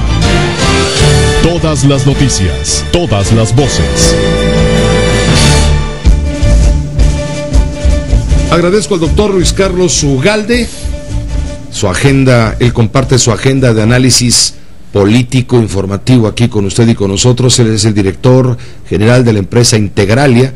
Es un capítulo que se dedica a la fiscalización legislativa, a ver de cerca todo lo que ocurre en materia de inteligencia legislativa y política a través de integralia.com, a quien le agradezco mucho como siempre, .com.mx. Agradezco mucho, como siempre, al doctor Luis Carlos Ugalde acompañarnos. Doctor, ¿me permites darle entrada primero, antes de saludarte, a Javier Giles? Claro que sí. Porque estamos en el contexto de una ceremonia que por sus números no dice gran cosa, 23 aniversario del Instituto Federal Electoral. Visto así no dice gran cosa, pero visto desde la perspectiva política que tú sí tienes, es bastante significativo. Así es, Pepe. Permíteme, por favor, sí. Javier, adelante, te escuchamos. ¿Qué tal, Pepe? Luis Carlos, a todos muy buenas tardes. En el Instituto Federal Electoral se lleva a cabo el foro 23 años de Historia Democrática, que será el último evento que convoca, en el que participan exconsejeros y expresidentes de este instituto, así como diversas personalidades políticas. Esto a unos días de que desaparezca ya definitivamente, para darle paso al flamante Instituto Nacional Electoral. Al evento se estaba en espera del coordinador también de los diputados del PRI, Leopoldo Beltrones, pero de última hora y sin mayor explicación canceló. Los 4 consejeros del IFE en activo, María Marván, Marco Antonio Báñez, Lorenzo Córdoba y su presidente provisional Benito Nasif, fueron sus anfitriones. Cuatro consejeros de 9 que debería tener, y eso porque la Cámara de Diputados pues nunca se interesó en nombrar a los otros 5. Como invitados especiales estuvieron, entre otros, los expresidentes José Waldenberg, Leonardo Valdés, Luis Carlos Ugalde, Andrés Albo y Emilio Chaifet. También estuvieron apuntados los presidentes de los 7 principales partidos políticos con registro, y todos prácticamente coincidieron en que el IFE, vaya que deja historia. Una de las ponencias magistrales, de hecho la primera, fue la de José Waldenberg, quien hizo un llamado a los legisladores, sobre todo, para que se den cuenta y le den continuidad al Instituto Federal Electoral, porque sin duda ha dejado buenos resultados. Debe ser asimilada por el INE. Por supuesto, parte de esa herencia pueden ser los 4 consejeros, pero también, como señalaba en mi intervención, el servicio civil de carrera. Eso es muy importante. México ha invertido muchos recursos materiales en crear un cuerpo profesional de funcionarios electorales que saben organizar, que saben capacitar, que saben llevar el padrón electoral y demás. Creo que ese cuerpo no debe ser dilapidado. Incluso hubo algunas historias pues bastante simbólicas, hubo recuerdos de lo que se ha hecho en estos últimos 23 años, como la misma credencial federal de elector, y con todas sus modificaciones, el voto en el extranjero, también la apertura que se le ha dado a los partidos políticos para que vayan a presentar algunas denuncias, y en última instancia el Tribunal Electoral. En estos momentos pues están los presidentes de los 7 partidos políticos exponiendo cada uno sus vivencias, sus indicaciones que han tenido a lo largo de estos 23 años, y en 2 días que se lleva a cabo este foro de 23 años, sin duda la fiesta más grande que tendrá el IFE ya en su existencia. Mañana lo clausuran quienes fueron también los presidentes de este Instituto Federal Electoral, y para eso se colocó una gran carpa en la explanada de las instalaciones del Instituto Federal Electoral. Los organizadores esperaban que pues se atiborrara de gente, sin embargo, y aunque el auditorio sí estuvo lleno, pues la carpa solo estuvo a medio llenar. Siguen estos trabajos de este foro de 23 años de existencia del IFE, mañana se clausuran, Pepe. Hoy llamó la atención Diego, entre otros, Diego Fernández de Ceballos, quien estuvo también en este evento que estás ahora narrando. Llamó la atención por algunas declaraciones que a título personal hizo frente a los medios de comunicación que se acercaron a él cuando le preguntaron sobre los videoescándalos, acusándolo de haber intervenido en aquellos, ¿te acuerdas de los asuntos donde Bejarano fue exhibido como un hombre que recibía dinero del empresario Carlos Ahumada en apoyo a López Obrador, o vete a saber en dónde? El dinero nunca se ha dicho dónde fue a parar. También le preguntaron en relación a la contienda electoral al interior del Partido Acción Nacional, y él señaló que este tema es un tema muy espinoso, muy delicado, que él desea que salga bien, que salga adelante, pero que piensa que en este momento el PAN está padeciendo un verdadero cochinero de proceso. Fuerte declaración. Y también le preguntaron sobre el Instituto Nacional Electoral y la desaparición del Instituto Federal Electoral. La creación del INE, entre otros, tiene que ver mucho el Partido Acción Nacional, porque fue el que promovió esta reforma político-electoral, o electoral si se quiere ver así, que dio lugar al Instituto Nacional Electoral de nueva creación. Y Diego, a pesar de que fue una iniciativa en gran parte impulsada por su propio partido político, dijo que no venía al caso haberle dado una puñalada al Instituto Federal Electoral. Declaraciones por ello polémicas por el polvo que levantan, Javier. Sí, y bueno, ya que lo mencionas, en efecto, pues escuchamos a Diego Fernández, entre otras cosas, como tú bien lo mencionas, le preguntamos, bueno, sobre los moches, ¿no?, que últimamente han estado muy en la plática, sobre todo en los círculos políticos. Dijo, pues los moches siempre han existido, en efecto, pero lo que deben de hacer las autoridades es investigar y sancionarlo, porque no se vale que se esté nada más a nivel mediático pues apuntando ese tipo de cosas. Y dijo sobre los videoescándalos que volvería a hacer lo que hizo hace 8 años, que intervino en efecto para que se dieran a conocer la corrupción, en donde estaba pues el PRD pues participando activamente. Aquí parte de sus reflexiones. Entonces te puedo decir que en mi fuero interno no cometí ninguna ilegalidad o inmoralidad alguna, y si se volviera a presentar algo de esa naturaleza, yo haría exactamente lo mismo, decirle a quien me llevara los videos que si los pone en manos de las autoridades y se conduce con la verdad, contaría con mi apoyo. Dice que tiene la conciencia totalmente tranquila y que volvería a hacerlo. También le preguntamos sobre el caso de Oceanografía. Dijo que pues sí, hay que investigar, pero no hay que olvidar que estas irregularidades se detectaron precisamente en esta administración. Hay que ver al partido como tal. Se están iniciando investigaciones y no hay que olvidar que muchos de los hechos que se imputan a esa empresa y a ese empresario se han realizado durante esta administración federal, de tal suerte que esto no implica que haya culpa de este gobierno o del pasado, de un partido o de otro. Y además hay que superar en este país simplemente la afirmación difamatoria, y hay que llegar a la verdad de los hechos, en donde las autoridades investiguen, sancionen a los responsables y todos quedemos conformes con la aplicación de la ley. Parte de Pepe de las reflexiones de Diego Fernández Ceballos, que sabes que no se limita, no evita decir lo que piensa, porque así lo piensa. Te agradezco mucho la crónica, la información, Javier Giles. Muy buenas noches.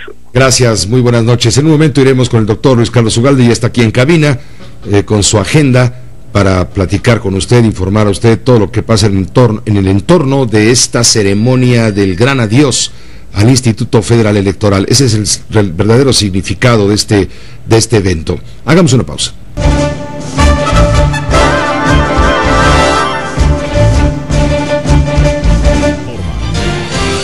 Todas las noticias, todas las voces.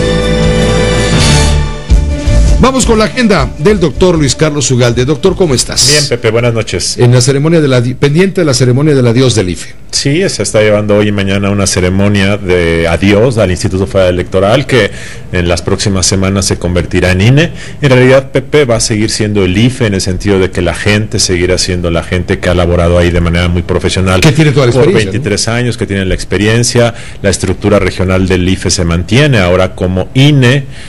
Lo que sucede es que a esa estructura original del IFE se le suman más personal, más atribuciones, más responsabilidades, pero yo creo que en la el IFE va a seguir siendo el mismo, un conjunto de gente muy talentosa, con pasión, con entrega, con una misión que han cumplido correctamente, y en ese sentido creo que no es la desaparición del IFE, es su transformación en un nuevo animal, en un nuevo fenómeno, en una nueva institución con más atribuciones, pero con su esencia original, Pepe. Bueno, tú fuiste uno de los presidentes más polémicos que ha tenido el instituto, sin duda. También se te guarda memoria. Digamos que yo no fui el polémico, la elección fue muy polémica. La elección fue muy polémica y Luis Carlos Ugalde fue el de, bueno, la historia ya la conocemos, de la famosa historia del 0,56%. Así es. De diferencia de votos entre López Obrador y Felipe Calderón, que no daba la calificación de 1% como mínimo para garantizar certeza en el resultado. Entonces esa noche no cantaste ninguna victoria, simplemente diste los números y se te derrumbó el mundo, se te vino encima por la parte política, ¿no? Bueno, fue una elección muy Mandaste competida. a México en la incertidumbre. Bueno, yo siempre he dicho, eran las reglas del juego, era lo que habían acordado los partidos, claro. El IFE, decir, si la diferencia no lo permite, el IFE dirá que hay que esperar a los cómputos distritales. Eso fue lo que se hizo. Fue un comité técnico de científicos quien hizo la estimación del conteo rápido, y lo que hice yo simplemente es como el presidente de la institución decir, señores, la elección es muy cerrada, no sabemos quién ha ganado, hay que esperar. Y en una elección tan competida, en un entorno mexicano tan polarizado y con algunos candidatos un poco irresponsables, por no decir muy irresponsables, y me refiero a los dos punteros que salieron a decir que habían ganado, es el cóctel para generar una polémica. Pero sí quiero decir que el IFE institución, hablo del IFE institución, a pesar de ese entorno tan complejo que fue 2006 y que a distancia lo podemos ver con más serenidad de la que había en aquellos años, podemos decir a la distancia que a pesar de un entorno tan complejo, cumplió su función, cumplió el papel que tenía con la ley que había. Porque es muy fácil que una institución cumpla su papel cuando el margen es de 7 puntos, 8 puntos, 20 puntos, cuando gana el candidato de oposición, como ocurrió en 2000, el IFE lo hizo muy bien en 2000, hay que aplaudirlo, pero las instituciones se ponen a prueba cuando en un entorno sumamente complicado también cumplen su tarea, de tal forma que a mí no me consta, no es mi papel hablar de eso. Publiqué un libro que se llama Así lo viví, pero es parte de la historia del IFE de 23 años, es parte de esa historia esto que ocurrió, y bueno, ahora simbólicamente se está cerrando esta primera fase de la historia del IFE para dar lugar al nacimiento del Instituto Nacional Electoral.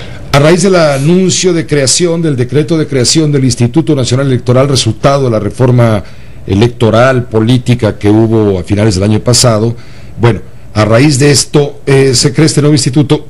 Se había criticado mucho la creación del Instituto Nacional, por supuesto por el medio de la opinión pública, la opinión publicada, de los partidos, en fin, se ha criticado mucho, pero los más duros críticos del nuevo instituto han sido los consejeros, ¿sí?, quienes en un principio dijeron, los actuales, los 4 que quedan, dijeron que con ellos no contaran, que por una cuestión de dignidad, y ahora nos enteramos de que ellos están en la lista para ser consejeros del nuevo instituto. Bueno, primero yo creo que los 4 consejeros que están actualmente es gente muy profesional. Segundo, yo creo que cuando se hizo la reforma electoral a fines del año pasado fue un error el decir que todos los consejeros se iban cuando tenían un plazo constitucional. Ya había ocurrido cuando yo fui presidente del IFE, ya volvió a ocurrir ahora, y eso es un gran error porque violas el principio de inamovilidad, que es el sustento de la independencia de los reguladores como el IFE. Ya habiendo cometido ese error, los partidos dicen, bueno, fórmense otra vez para ver si los escogemos, y yo creo que los consejeros con dignidad dijeron, no, pues yo no le entro. Después ocurre que los partidos dan una señal de que si participan, las probabilidades de que sean escogidos es muy alta. Yo creo que es muy benéfico por la institución que participen. Lo único es que algunos de ellos han dicho que no creen en el nuevo diseño institucional del INE, y que eso pues simplemente plantea una cuestión de convicción a la hora de hacer el trabajo. Por cierto, quiero comentarte que hay algunos presidentes de institutos estatales, como la del DF, que fue acre crítica de este INE, del cual yo también soy crítico, como hemos platicado aquí, creo que es una muy mala idea, pero que ahora participan para ser consejeros. Entonces, ¿por qué hay algunos presidentes de institutos estatales en la pelea si ellos mismos rechazaron el modelo? Eso me parece que llama la atención, Pepe. Pues hoy hay mucho tema con el instituto. En unas cuantas semanas desaparece ya definitivamente. Hoy es prácticamente el funeral en este evento con motivo de los 23 años de fundación, que le otorga al Estado mexicano la capacidad de un órgano ciudadano para arbitrar los procesos electorales ya sin la intervención del gobierno, como había venido ocurriendo pues hace prácticamente un cuarto de siglo. Sí. Ese es un gran paso, un gran avance democrático fue el IFE, sin duda. El IFE cumple un papel histórico en 23 años de construir confianza y credibilidad en las elecciones que no había antes. Aquí lo hemos comentado, sí, pero ¿sabes cuándo fue el primer conflicto postelectoral de México? No fue en 1988, fue 1828, cuando en la primera elección del México independiente compiten Vicente Guerrero y Manuel Gómez Pedraza, y se hace un zafarrancho de los de aquella época, imagínate. pero es la constante en la historia de México. El IFE fue creado justamente para dar certeza y creo que lo hizo muy bien y lo ha hecho muy bien, a pesar de que en 2006 y en 2012 el candidato perdedor volvió a argumentar un fraude electoral que no ha comprobado todavía. Pero creo que el IFE ya cumplió su papel. Ahora, creo que la reflexión es: ¿qué queremos del INE para los próximos 23 años?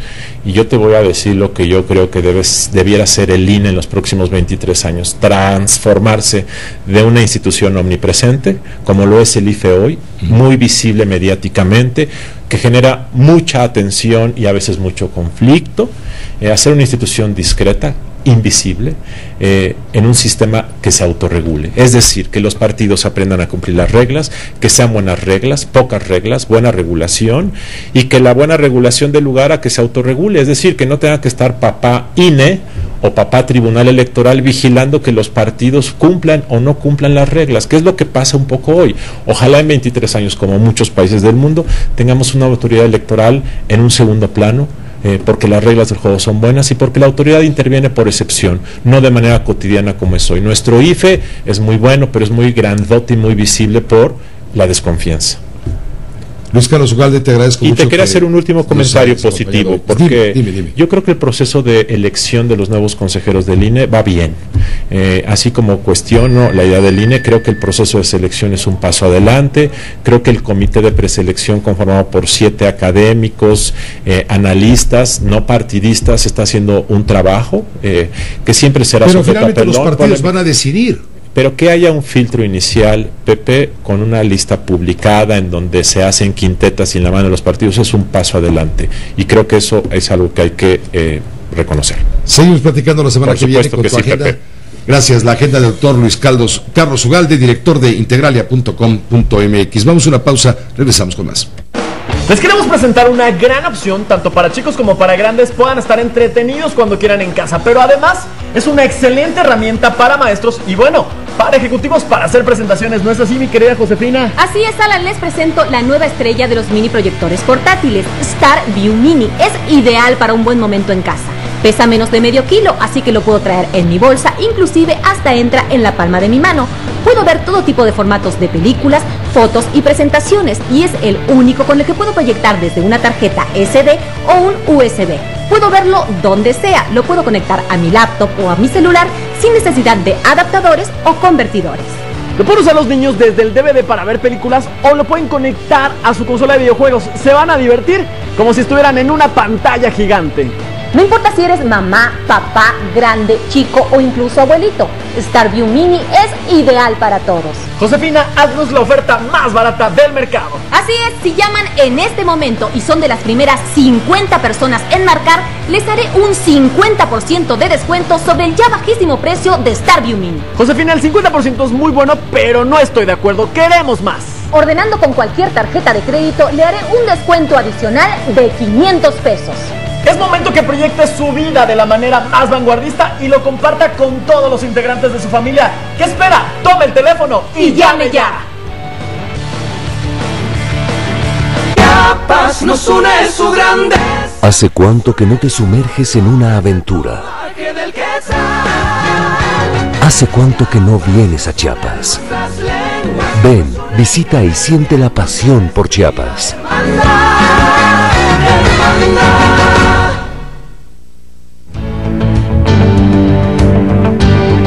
Telefórmula Noticias presenta.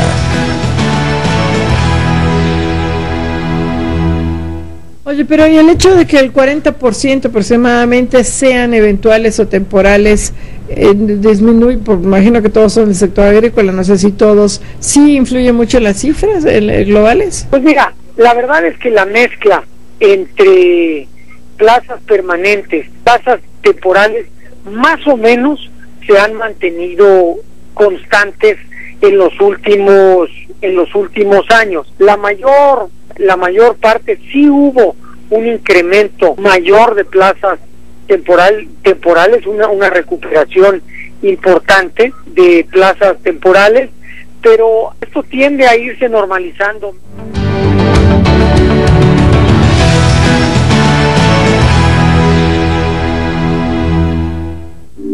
Contacta a Javier Poza, @Javier Poza. Telefórmula, tu contacto con las grandes personalidades. Economía, finanzas y negocios. Fórmula Financiera con Mari Carmen Cortés, José Yuste y Marco Antonio Mares. Lunes a viernes, 21 horas centro. En Telefórmula.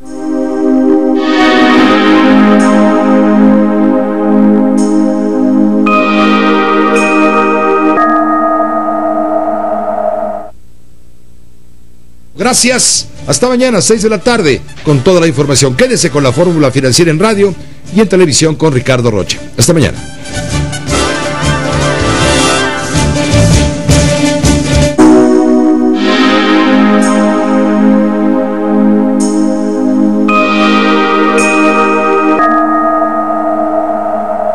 Estás fascinada porque acaban de invitarte a una fiesta en la noche, pero qué pena, ¿ya te viste las raíces canosas? Ya estás lista para competir por ese trabajo, pero ¿vas a ir con esas canas?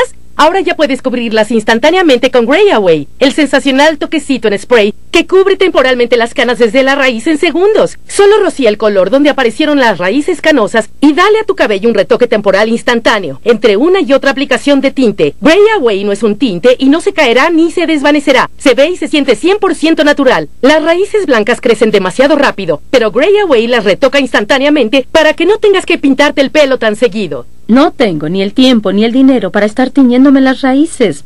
Pero ahora, con Gray Away, el color de mi cabello puede durarme de 4 a 8 semanas entre una y otra aplicación de tinte. Los tonos de Gray Away están especialmente formulados para adecuarse a cualquier color de cabello, desde el negro más oscuro hasta el rubio más claro, y te garantizamos que combinará perfecto con tu color.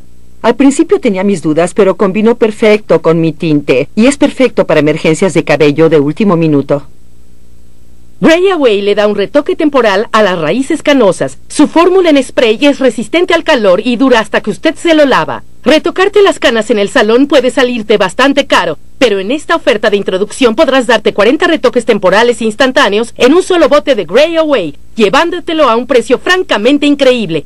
Y espera, si llamas en los siguientes 10 minutos... Los tonos de Gray Away están especialmente formulados para adecuarse a cualquier color de cabello, desde el negro más oscuro hasta el rubio más claro. Si llamas en los siguientes 10 minutos, en lugar de llevarte un Gray Away a precio increíble, te llevas 2. Así es, 2 Gray Away al precio de 1. 80 retoques instantáneos, 80, a un precio increíble que no verás en ninguna tienda. No dejes ir este 2x1. Llama y dinos tu tono de cabello. Ordena ahora mismo tus 2 Gray Away a precio increíble.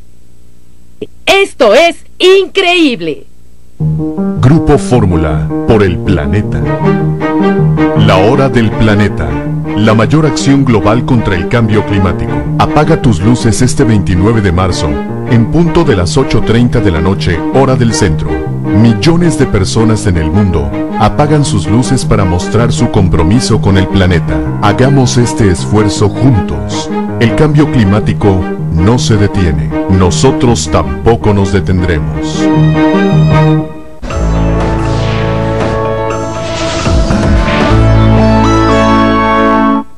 No te pierdas Cancha Azul y Rosa este viernes a la medianoche por Telefórmula. La mejor información deportiva de una manera divertida y diferente, con invitados del mundo del deporte y la farándula. Acompaña todos los viernes a la medianoche a Gustavo, Gaby, Paulina y Cintia en Cancha Azul y Rosa, solo por Telefórmula.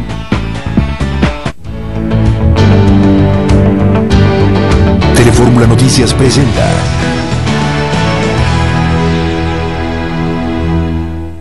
Bueno, pues acaban de dar a conocer cifras de generación de empleos. Si nos puedes dar tus comentarios respecto de lo que se está alcanzando, lo que se está registrando en la generación de empleo pues desde el punto de vista del Seguro Social. Sí, pues mira, muchas gracias. La verdad es que fue un buen dato de la creación de empleo en febrero. Generaron 125,000 empleos formales, que es una cifra superior a los 120,000 empleos formales que generaron el año pasado.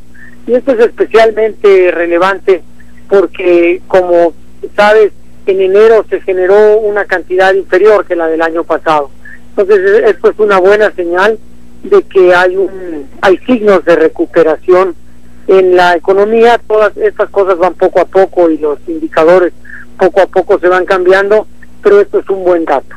Sí, estamos platicando con José Antonio González, director general del IMSS. Pepe Toño, te saluda José Yuste, ¿cómo estás? Buenas noches. Hola Pepe, gusto en saludarte. Igualmente, muchas gracias. Fíjate que precisamente veíamos un dato con precisamente cómo vamos, este observatorio de cuestiones económicas. Decía que sí hay que ver la cifra un poco de manera, o más bien de manera histórica, en lo que han sido los últimos años, y que a pesar de sí ser un signo quizá de recuperación, pero no es ni por mucho el mejor que hemos tenido en los últimos años. Bueno, sin duda es un número. Ha habido otros años que son mejores, pero por ejemplo sí es, de acuerdo a nuestros datos, 39% superior al promedio de los últimos 10 años.